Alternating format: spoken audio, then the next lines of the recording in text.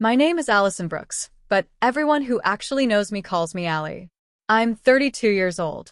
23 years ago, my parents split our family like they were dividing furniture after a storm. My father took my older brother, Ethan, and sent him to live with his parents in Knoxville. My mother took my baby sister, Madison, and sent her to her aunt in Tallahassee. And me, the middle child, the one nobody had room for, was left at St. Agnes Children's Home outside Mobile, Alabama. I was 9. Nobody explained why Ethan got grandparents, Madison got an aunt, and I got a bunk bed in a room with 5 other girls and a mattress that crinkled every time I moved. Nobody came back the next week. Nobody came back the next month. Nobody came back for 23 years. Then my mother had a stroke. Suddenly, my father remembered I existed. Suddenly, my phone wouldn't stop ringing. Suddenly, the daughter they left at an orphanage had become the owner of Harbor House Home Care, one of the most respected private care agencies in 3 counties. Suddenly they needed me. Not missed me. Needed me. There is a difference. Before I tell you what happened when they walked into my grand opening pretending to be proud parents, welcome to Midnight Drama Stories. If you've ever been the one your family only remembered when they needed something, stay with me. Let me take you back to August of 2001, to a kitchen table in Pritchard, Alabama, and the night I learned that some families don't break all at once. Sometimes they divide.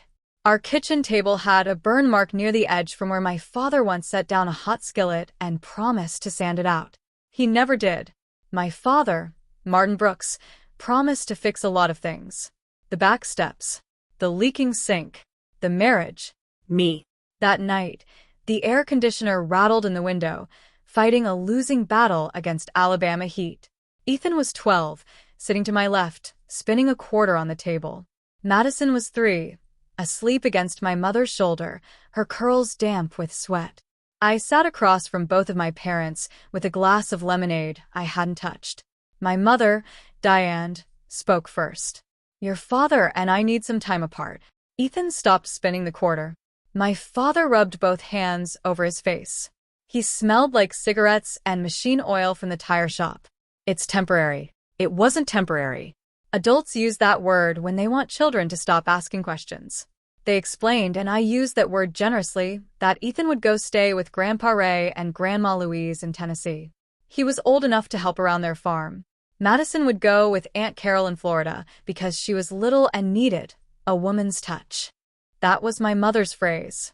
I waited. The window unit rattled. Madison snored softly.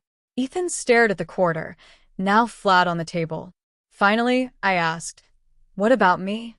My mother adjusted Madison on her lap. My father looked toward the hallway, like the answer might be hiding there. "We'll figure something out, Allie," he said. 6 words. No eye contact. I was 9 years old, and I already understood that "we'll figure something out" meant nobody had figured anything out at all. It meant I was the extra plate after the table had already been set. 2 weeks later, a county worker named Mrs. Kincaid drove me to St. Agnes in a beige sedan that smelled like peppermint gum and old paper. My father followed behind us in his truck. He carried my suitcase up the front steps, a red fabric suitcase with 1 broken wheel, and set it beside the door like he was dropping off donations. "I'll be back when things settle," he said. He put 1 hand on my shoulder. Not a hug, a hand. Careful, brief, like affection might leave fingerprints. Then he got in his truck and drove away. I watched his taillights disappear behind the oak trees. Things never settled. Or maybe they did, and I was just no longer part of them. St. Agnes was a brick building with white columns and green shutters that needed paint. Inside, the hallways smelled like bleach, floor wax, and whatever was boiling in the kitchen. They gave me a bed in a room with 5 other girls. The oldest girl, Tanya, pointed to the dresser and said, "Top drawer's yours. Don't leave snacks in there unless you like ants." I didn't cry that first night. I counted. Day 1. By day 7, I stopped asking if anyone had called. By day 30, I stopped watching the driveway. By day 90, I stopped believing temporary was a real word. My father called once, 6 months in. The conversation lasted less than 3 minutes. He asked, "You behaving yourself?" I said yes. He said, "Good girl." Then someone at the tire shop needed him, and he hung up. My mother never called. Years later, I learned she told people I was staying with a church family near Mobile. A good family, she said. Stable people. She told that lie so often that Madison grew up believing it. The first adult who actually saw me wasn't related to me at all. Her name was June Wilkes, and she ran the kitchen at St. Agnes like a general commanding an army of biscuits, soup pots, and dented sheet pans. She was 56 when I met her, round-faced, sharp-eyed, with gray hair always pinned under a scarf, and hands that smelled like flour no matter how many times she washed them. I found her kitchen because I couldn't sleep. One Tuesday night, I wandered downstairs and followed the smell of cinnamon. June was rolling dough under the fluorescent lights, humming to herself. She looked up. "You lost." "No, ma'am." "You hungry?" "No, ma'am." "Then wash your hands and come learn something." She didn't ask why I was awake. She didn't ask why my parents left me. She didn't tilt her head and make her voice soft like I might shatter. She handed me a spoon and told me to stir the filling until my arm got tired, then stir with the other arm. After that, I showed up every chance I got. June taught me how to make biscuits without measuring, how to tell when rice was done by the sound of the pot, how to stretch one chicken into soup for 20 kids. "Food doesn't care where you came from," she told me once, pressing dough flat with both hands. "You show up, you do the work, people get fed. That's honest. Food doesn't care." I carried that sentence with me longer than I carried anything my parents ever said. On my 10th birthday, which nobody remembered except June, she gave me a blue notebook. "Write down every recipe you learned," she said. "Someday you'll need proof that you were paying attention." On the first page I wrote, "June's biscuits. Don't twist the cutter." I aged out of the system at 18 with $600, a folder of documents, and the red suitcase with the broken wheel. That was what 9 years of being nobody's plan was worth. $600 and a folder. I worked 2 jobs. First at a diner washing dishes, then at a nursing home serving meals. I liked the nursing home better. The residents didn't ask stupid questions. They asked for coffee, blankets, help opening applesauce, someone to listen. One resident, Mrs. Eleanor Price, had arthritis, so bad her fingers curled inward, but she still corrected my grammar. She had owned a home care agency before retiring, and she noticed how I remembered who needed thickened liquids, who hated peas, who got anxious after sunset. "You're not just feeding people," she told me. "You're watching them." She taught me billing codes, licensing rules, payroll, patient intake forms. June taught me care. Eleanor taught me business. By 27, I opened Harbor House Home Care with a used laptop, a borrowed office, and 3 caregivers willing to trust me. By 32, we had 46 employees, 2 vans, contracts with 3 rehab hospitals, and a reputation for taking the cases other agencies said were too complicated. I also opened a community kitchen beside our office, a place where foster teens aging out could learn basic cooking, budgeting, and job skills. I named it June's Table. That was when my father called. I almost didn't recognize his voice. It was thinner than I remembered. "Allie," he said. "It's Dad." I stood in my office holding an intake folder. "I know who it is." There was a pause. He didn't like that. "Your mother had a stroke." For a moment, the room went quiet. Not because I felt nothing. Because I felt too many things trying to enter through the same door. "She's stable," he continued. "But she needs home care. Physical therapy. Someone who knows the system. Then call an agency." He cleared his throat. "We did. They're expensive." There it was. Not "I'm sorry." Not "I missed you." Not "I should have come back." Expensive. "I hear you own one," he said. "I do." "Well, we're family." I let that word sit there. Family. People use it like a key, then get angry when it doesn't open every door. "You left me at St. Agnes," I said.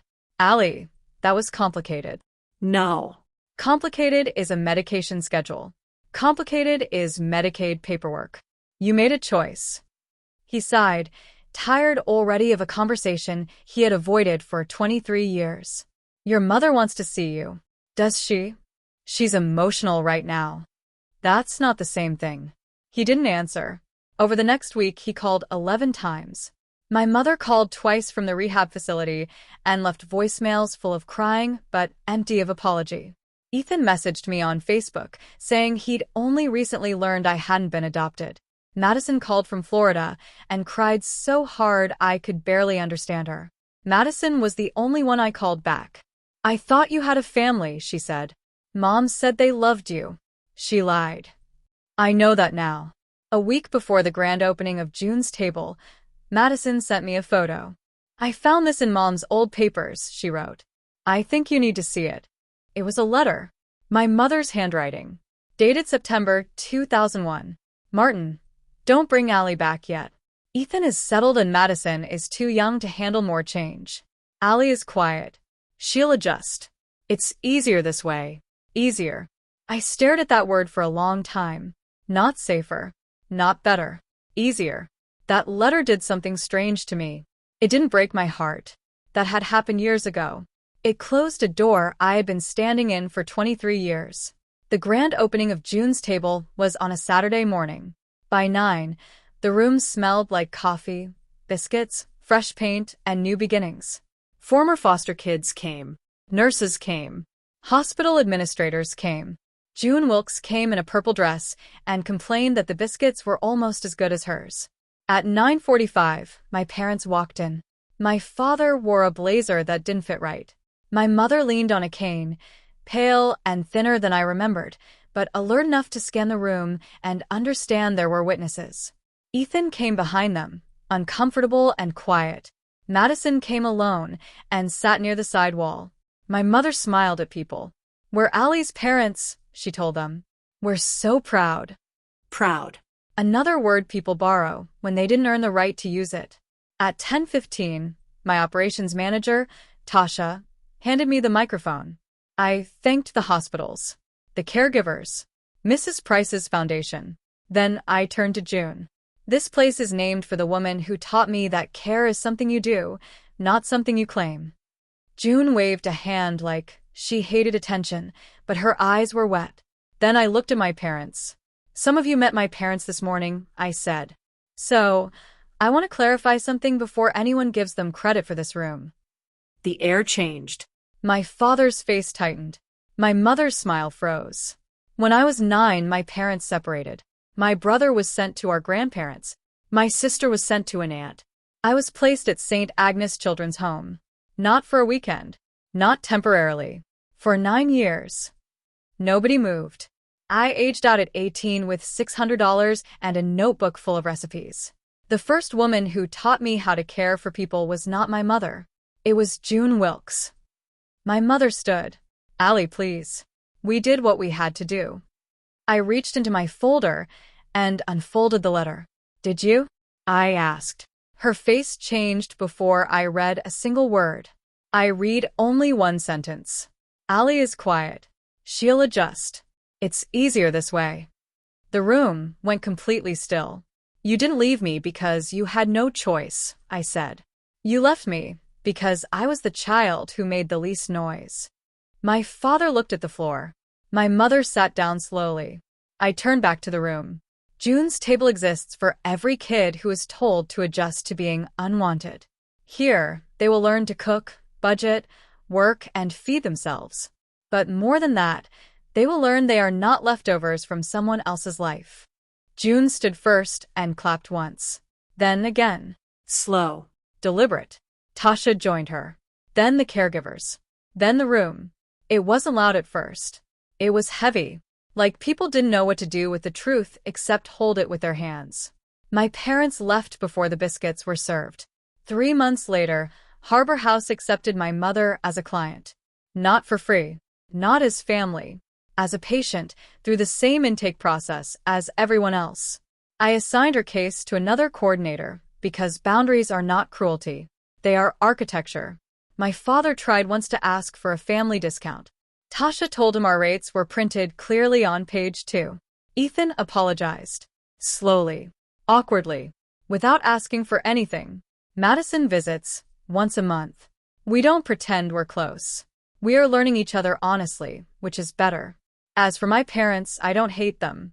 Hate is too much work to give people who already took that much time.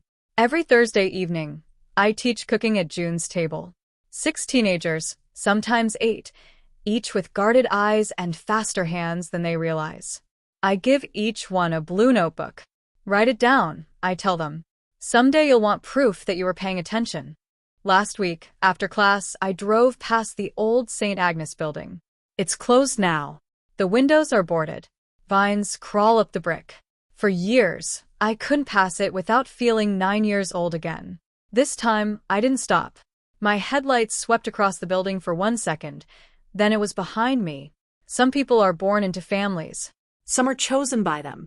And some of us build places where nobody has to wonder if they're worth keeping. My name is Allie Brooks. I was the child they left behind. Years later, they needed me. But by then, I had already learned how to choose myself. If this story resonated with you, tell me in the comments where you're listening from and whether you've ever had to become your own family. This is Midnight Drama Stories. I'll see you in the next one.